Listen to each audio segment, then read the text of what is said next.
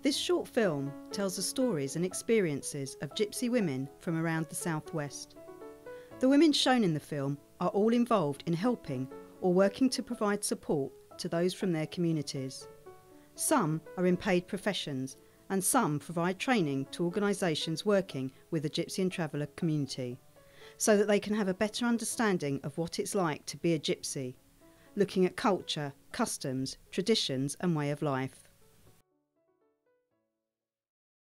Hi, my name's Rick Pallister. I'm the leader of South Somerset District Council, but perhaps more importantly, I've been involved with Gypsy and Traveller provision across the whole of the UK. So I do training nationally, and it's a subject which is quite close to my heart. As far as this video is concerned, I think it's really important that we explain the culture and the history whenever and wherever we possibly can, so that there's greater understanding of people throughout the general community about where our Gypsies and Travellers fit into the equation. The fact they've been here for 500 odd years.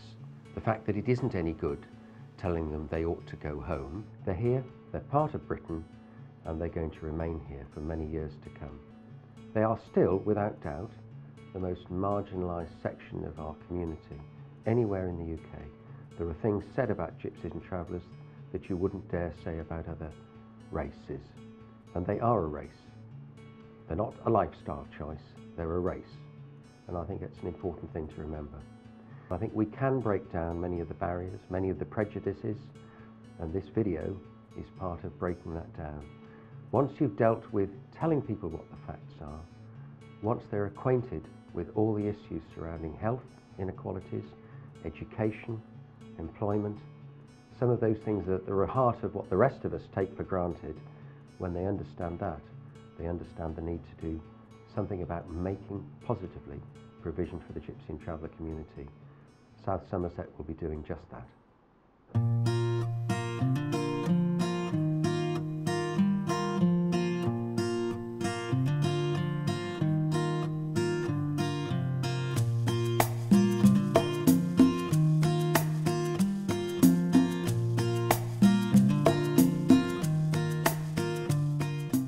My name is Mrs. Violet Davis and I'm a Romany Gypsy.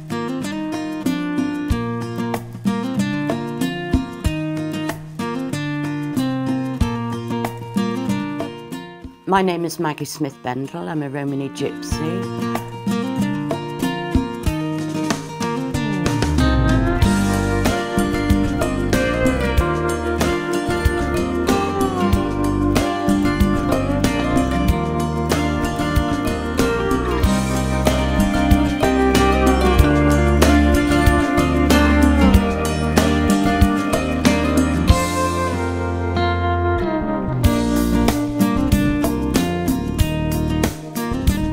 My name is Annie Crocker, I'm a Romany Gypsy.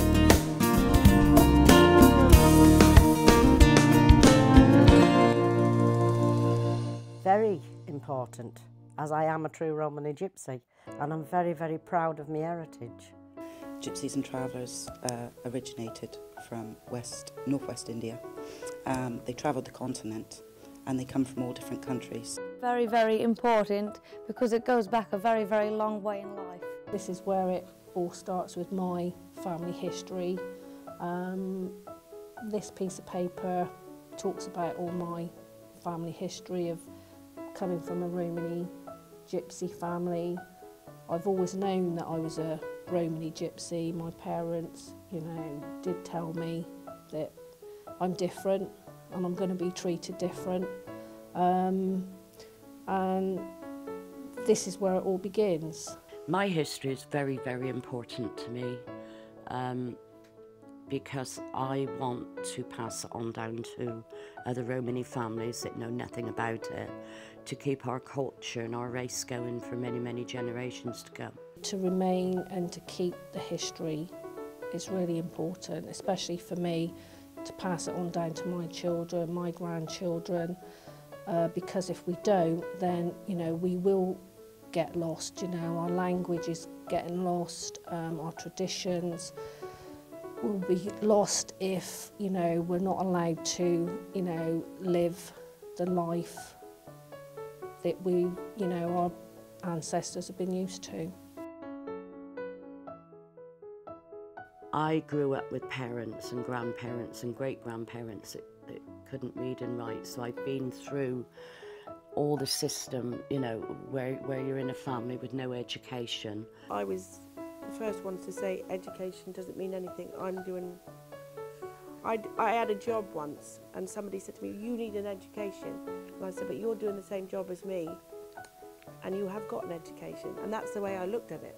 But now I do the work I do, and I do a lot of quite special stuff going to councils and government. I so wished I had an education.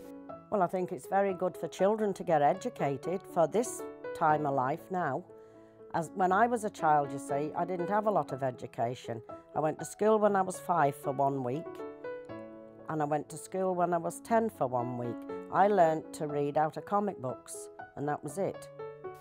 For me, I didn't think education was important when I was younger.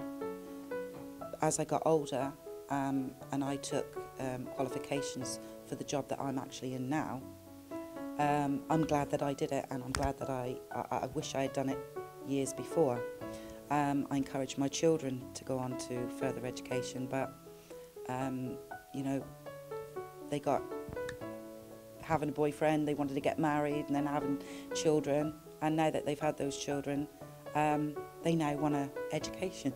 So, you know, it's very, very important, very, very important. Well, they could do more, couldn't they? Because I've got 2 children here, so they could start with bringing vans down, buses to learn the children, and on every gypsy site they could build like a room where they could have teachers and things to learn the children, to have like games and learn them the ABCs and start them when they're young, couldn't they? Schools should have more cultural awareness training, starting with the teachers. And then cultural awareness training for the children, not just about Gypsy and Trav culture, about all the different black and minority ethnic groups within this country. So important for our youngsters to be fully educated today, because our world is changing so rapidly.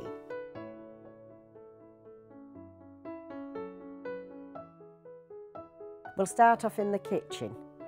We don't wash our hands in the kitchen sink.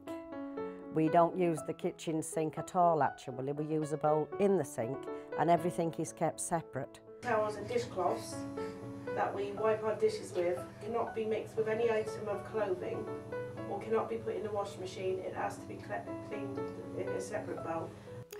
Yes, I try to go to all the traditional Gypsy horse fairs countrywide, and I go to lots and lots of traditional funerals. We keep up a lot of culture and custom that way. Big events, you know, are the fairs.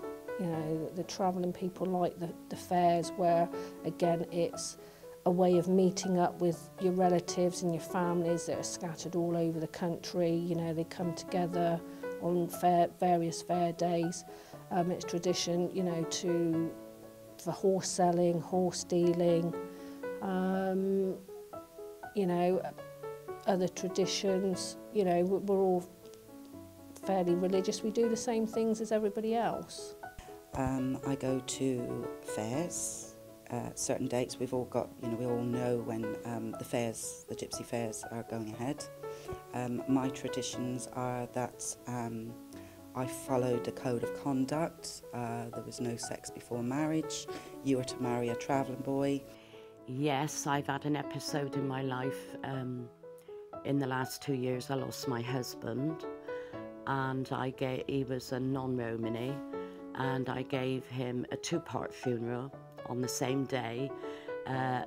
His people, the non-Romanis, attended, and also the Romanis attended. He had a horse-drawn funeral, and because of the 50 years we had together, I would, in the eyes of the older generation of Romani women and men, I would not wear coloured clothes such as what you're wearing today. I will be wearing black for the rest of my life. And that is a very special custom out of respect that we keep.